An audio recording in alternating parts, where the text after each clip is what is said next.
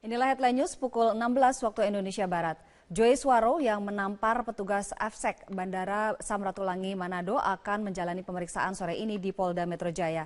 Joyce akan datang ke Polda didampingi oleh suaminya, Purnawirawan Brigjen Polisi Johan Angelo Sumampau. Karopenmas Mabes Polri, Brigjen Polisi Rikwanto menyatakan pemeriksaan Joyce di Polda Metro Jaya dimaksudkan agar mempermudah proses pemeriksaan yang sudah menyita perhatian publik ini. Joyce akan dimintai keterangan terkait pemukulan yang dilakukan terhadap AFSEC Bandara Samratulangi Manado. Rikwanto mengungkapkan kehadiran suami Joyce Waro hanya dimaksudkan untuk mendampingi dan bukannya mencampuri penyidikan. Sementara itu untuk menyelidiki kasus ini, 3 penyidik dari Polda Sulawesi Utara didatangkan ke Polda Metro Jaya.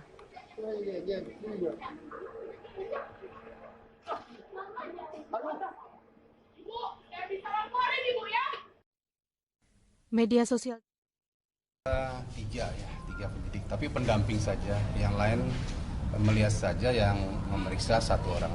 Kalau Ibu Sumampau nanti didampingi suaminya, mudah-mudahan bersama suaminya. Pak, alasannya kan mempermudah, Pak. Mempermudah itu dalam artian seperti apa? Ya, jarak ya.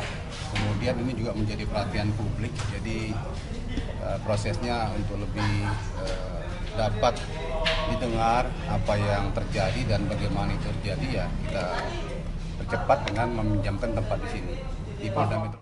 Joyce Waro, pihak terlapor dalam kasus dugaan pemukulan petugas bandara, rencananya akan diperiksa di Polda Metro Jaya pada hari ini. Eva Wondo akan melaporkan informasi terkini dari Polda Metro Jaya.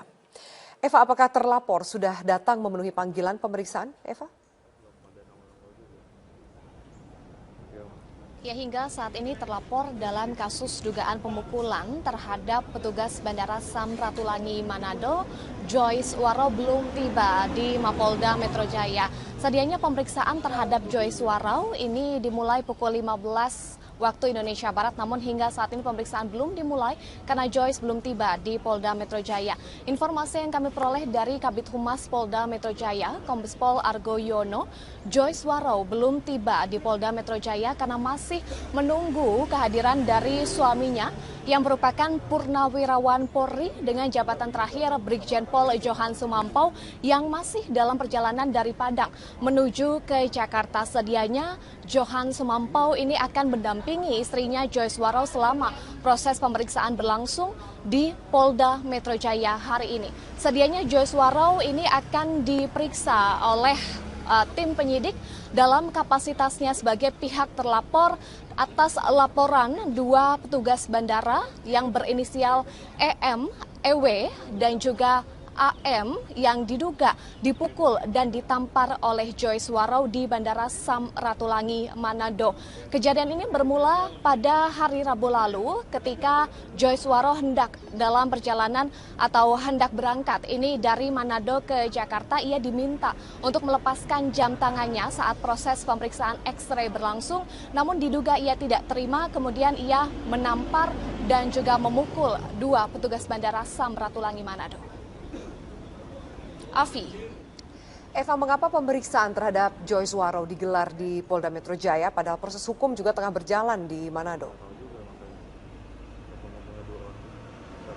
Ya, Afi, alasan pemeriksaan terhadap Joyce Waro digelar di Polda Metro Jaya karena untuk mempermudah proses pemeriksaan karena saat ini Joyce Waro sedang berada di Jakarta untuk beberapa hari. Selain itu, alasannya juga untuk mempercepat proses penyelidikan karena berdasarkan informasi yang kami peroleh dari Karopenmas Polri, Brigjen Pol Rikwanto, kasus ini telah menyita perhatian publik yang sangat besar sehingga untuk mempercepat proses pemeriksaan maka dilakukan di Polda Metro Jaya. Namun Polda Metro Jaya ini hanya sebagai lokasi pemeriksaan Joyce Waro karena tim penyidik ini tetap dari Manado, Sulawesi Utara. Informasi yang kami peroleh ada 3 tim penyidik yang nanti akan datang ke Polda Metro Jaya, namun hanya 1 tim penyidik dari Manado, Sulawesi Utara yang nanti akan memeriksa Joyce Waro. Dan informasi selengkapnya berikut kita simak pernyataan yang disampaikan oleh Brigjen Pol Rikwanto, Karopenmas Polri. Pinjam tempat di sini.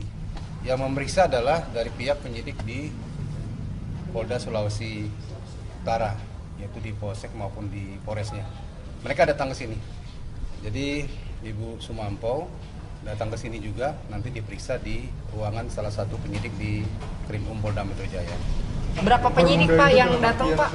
Ya? Berapa penyidik yang datang Pak? 3 penyidik, tapi pendamping saja. Yang lain melihat saja, yang memeriksa satu. Polri memastikan bahwa tidak akan ada perlakuan khusus dalam proses hukum terhadap Joyce Warrow meskipun ia adalah istri dari Purnawirawan Polri dengan jabatan terakhir Brigjen Polisi.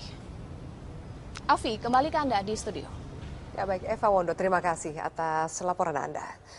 Sementara itu pemirsa, dalam konferensi pers yang digelar pasca kejadian penamparan oleh penumpang terhadap petugas AFSEC Bandara Samratulangi Manado, korban Elizabeth W. Hantau ini menyatakan dirinya telah melakukan tugas secara profesional dan sesuai prosedur, sehingga korban mengaku tidak takut jika pelaku akan melaporkan balik dirinya dengan dugaan perbuatan tidak menyenangkan. Saya sudah melakukan seperti yang sesuai prosedur. Kalau mungkin ibunya kurang senang, saya juga kurang tahu. Tapi saya bisa pastikan bahwa sikap saya waktu itu sangat-sangat profesional, memperlakukan selayaknya penumpang. Saya tidak menganggap dia penumpang ini dengan status sosialnya. Yang pasti semua penumpang berhak kami periksa. Itu ngomong apa? Katanya saya berlaku tidak sopan, saya sama teman saya berlaku tidak sopan. Tapi saya bisa pastikan saya berlaku profesional.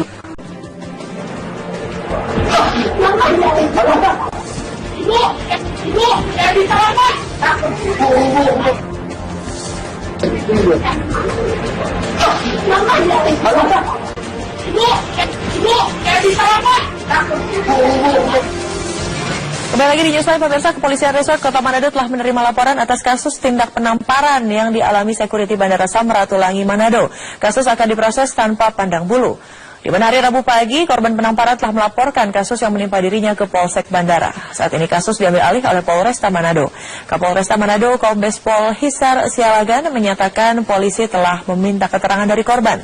Meski kasus diduga dilakukan oleh istri seorang jenderal yang bertugas di Mabes Polri, namun polisi tetap melanjutkan proses penyelidikan kasus ini. Dan kami telah menerima 2 laporan polisi dari petugas bandara, dari Aviation Security AFSEC, dan kita sudah periksa juga korban dengan meminta keterangan dan dibuatkan BAP. Besok juga kita akan proses cepat untuk melengkapi alat-alat bukti dan profesional. Ya, kasus penamparan petugas tim Aviation Security atau AFSEC Bandara Samratulangi Manado, Sulawesi Utara oleh seorang calon penumpang menjadi viral di media sosial. Sang penumpang marah karena diminta melepas jam tangannya, pemirsa. Dan seperti apakah sebenarnya tugas para penjaga keamanan bandara ini? Sudah hadir di studio Metro TV Newsline, sudah ada dari teman-teman. Ada teman dari Bu Elizabeth, atau saya sebutin Mbak Elizabeth, petugas Aviation Security, bernama Ali Sanudi. Pak Ali. Iya, Pak Ali sudah hadir di sini. Pak, sebenarnya kita penasaran, SOP standar profesional yang dilakukan oleh seorang Aviation Security ini seperti apa sampai akhirnya terjadi insiden penamparan? Baik. Sebenarnya tugas pokok kami adalah memastikan barang-barang yang dilarang, khususnya untuk membahayakan penerbangan, untuk tidak terangkut. Jadi di dalam itu kita mempunyai upaya-upaya, yaitu memang melakukan pemeriksaan di SCP-1 maupun SCP-2. Jadi mungkin seperti yang terjadi di Manado ini adalah ketika penumpang kita dari pada saat SCP-1 itu sudah dilakukan ada namanya signboard atau arahan untuk penumpang melepas ikat pinggang, jam tangan, dan semua yang berunsur logam harus dilakukan pemeriksaan. Dan itu dipasang besar-besar, seluruh calon penumpang tentunya akan bisa melihat itu. Kemudian juga di samping itu kita juga ada announcement rekaman yang sudah kita pasang di situ.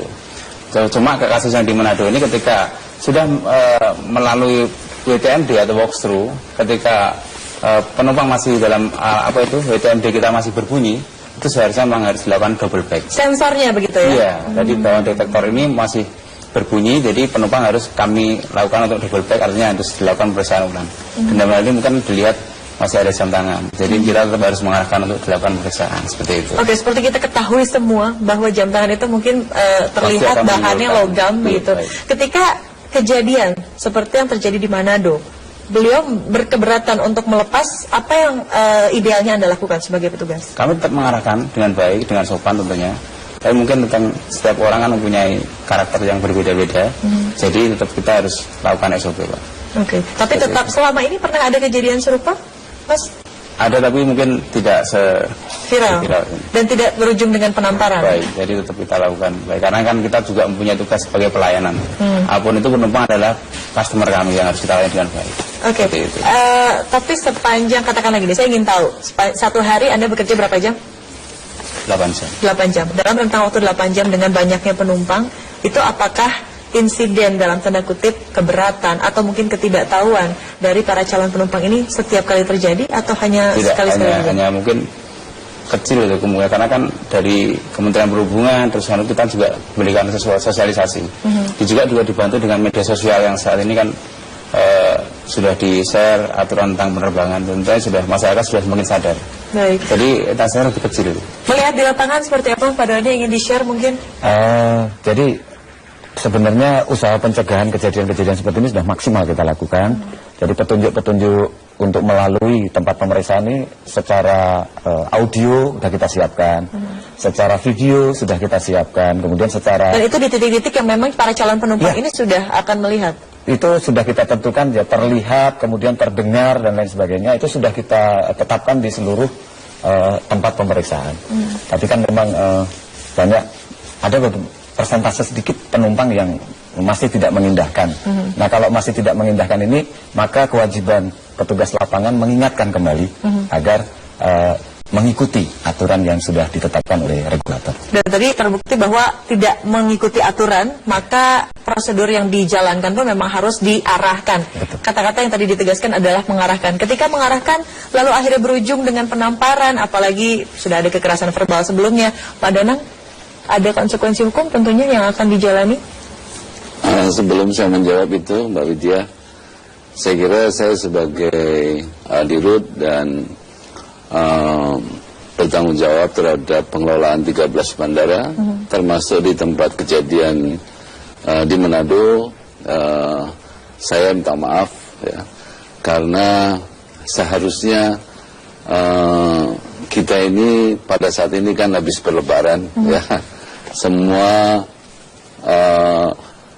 arus balik sudah kita laksanakan, semua berjalan seperti yang kita harapkan, dan tentunya kami merasa senang karena tidak ada kejadian berarti pada puncak arus mudik yang mesti dilakukan oleh kawan-kawan di lapangan untuk melayani saudara-saudara kita yang kan ribuan mudik ke kampung halamannya.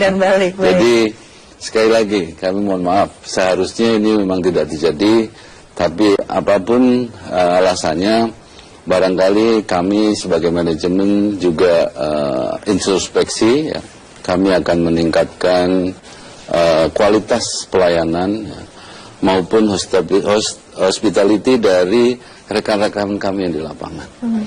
Kalau kita melihat fakta yang ada di dalam viral ya, kita ketahui bersama bahwa sebenarnya ada ekstra effort yang dilakukan oleh anak yang bersangkutan.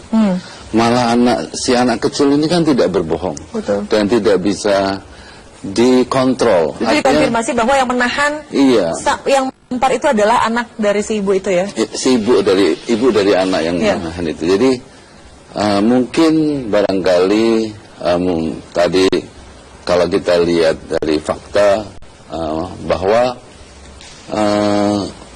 ada ketidakstabilan ya dari yang bersangkutan ya, terhadap apa yang dilakukan oleh petugas kami di lapangan ya. Kalau Mbak Widya tahu ya, saya aja lupa Mbak, sebenarnya pemeriksaan di bandara sejak kita naik pesawat awal dulu waktu kita masih kecil ya, itu kan semuanya memang harus diperiksa. Betul. Jadi ini bukan hal yang baru. Sekali lagi atas nama keamanan. Iya, bukan, artinya kalau melalui jasa penerbangan atau angkutan udara, itu di bandara pasti diperiksa. Ya.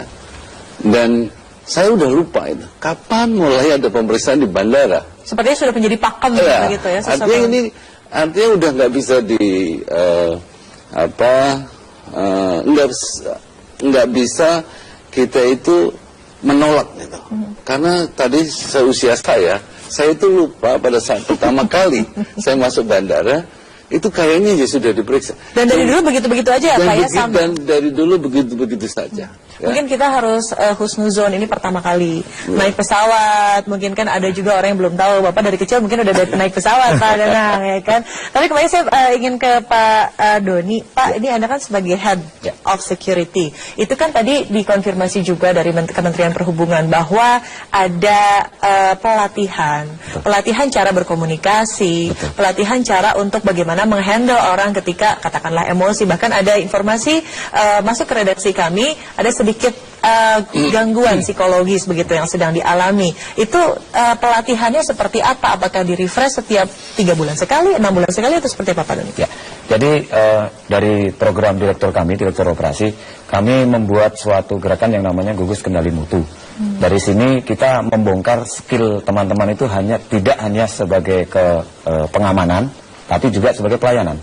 Nah, ini kita meningkatkan soft skill mereka, bagaimana cara mereka berkomunikasi, tatapan wajah, kemudian cara berdialog yang benar, sampai cara penanganan pun ada yang bersinggungan dengan penumpang, maka tidak boleh dia yang menyelesaikan, harus ada pihak kedua supaya mereda. Pihak kedua ini dari teman sendiri, mengambil alih supaya menurunkan tensi kemarahan. Kemarin kejadiannya kan ribut dengan yang pertama, pihak kedua baru turun sudah langsung kepukul gitu. Nah, ini sebenarnya sudah kita tetapkan di dalam pakem SOP bahwa mengurangi tensi benturan, maka ketika ada keributan akan ada pihak kedua yang masuk. Yang akan membantu. Iya. Kemudian apabila tensi ini naik kembali, maka ada pimpinannya dia yang namanya squad leader yang akan mengambil alih. Tentu supaya tidak terjadi benturan. Saya ingin lebih lanjut lagi, yang tiap hari ya ketemu sama penumpang dengan berbagai permasalahan, persoalan. Anda tentunya diharuskan untuk tetap sabar. Kata-kata yang ditekankan adalah selain bertugas sebagai pengamanan, tapi juga pelayanan. Bentuk pelayanan apa yang menurut Anda paling ideal?